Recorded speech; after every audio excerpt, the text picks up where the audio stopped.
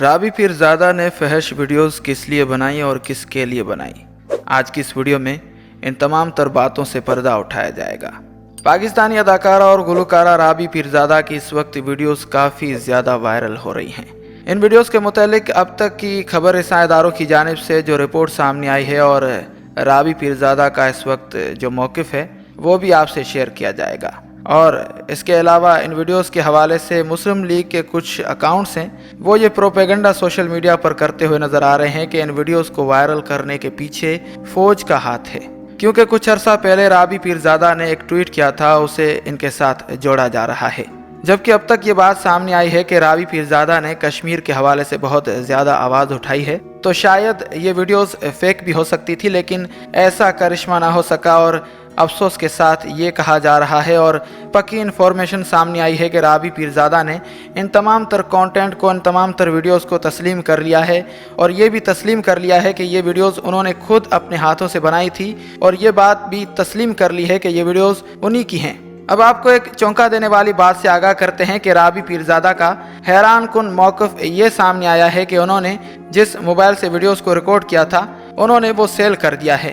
اب جس بندے کو انہوں نے موبائل سیل کیا تھا، اس نے موبائل کے ڈیٹا کو دوبارہ ریکور کر لیا، یعنی رابی پیرزادہ نے اپنے موبائل سے یہ تمام تر چیزیں ڈیلیٹ کر دی تھی، لیکن اس موبائل خریدنے والے شخص نے وہ سارا ڈیٹا ریکور کر لیا اور رابی پیرزادہ کو بلیک میل کرنا شروع کر دیا۔ جب رابی پیرزادہ نے انکار کر دیا تو اس شخص نے ان تمام تر ویڈیوز کو فحش ویب سائٹس اور سوشل میڈیا پر اپلوڈ کر دیا۔ جبکہ دوسری جانب یہ بات بھی سامنے آئی ہے کہ رابی پیرزادہ کے پرانے بوائے فرینڈ نے ان ویڈیوز کو لیک کیا ہے۔ اب ان دو باتوں میں سے صحیح اور سچی بات کون سی ہے، یہ بھی آپ کو بتائیں گے۔ دوستو، پہلی بات تو یہ ہے کہ اگر کسی بھی لڑکی یا کسی بھی عورت کے ساتھ اس طرح کا واقعہ پیش آ جائے تو وہ سچ کبھی نہیں اگلتی، چاہے وہ کتنی بھی بدنام ہو جائے، لیکن پھر بھی وہ کوشش کرتی رہتی ہے کہ کچھ عزت رہ جائے اور کسی کو حقیقت کا پتہ نہ چلے۔ رابی پیرزادہ کے ساتھ بھی اس طرح ہی ہوا ہے کہ انہوں نے اس حوالے سے حقیقت نہیں بتائی۔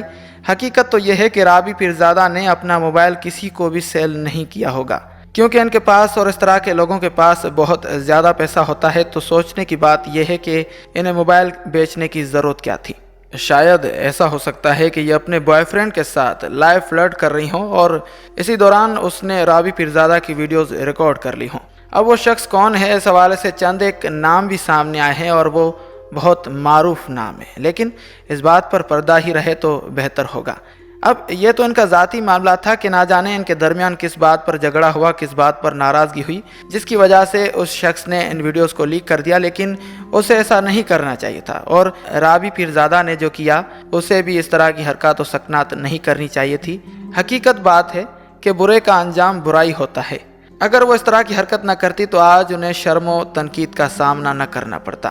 اور جو لوگ یہ بات کرتے ہوئے نظر آتے ہیں کہ ان ویڈیوز کو لیک کرنے میں فوج کا ہاتھ ہے، تو ان کی یہ بات بے بنیاد ہے۔ ہماری فوج عورتوں کی عزتوں پر پردہ ڈالتی ہے، عورتوں کی عزتوں کو نیلام نہیں کرتی۔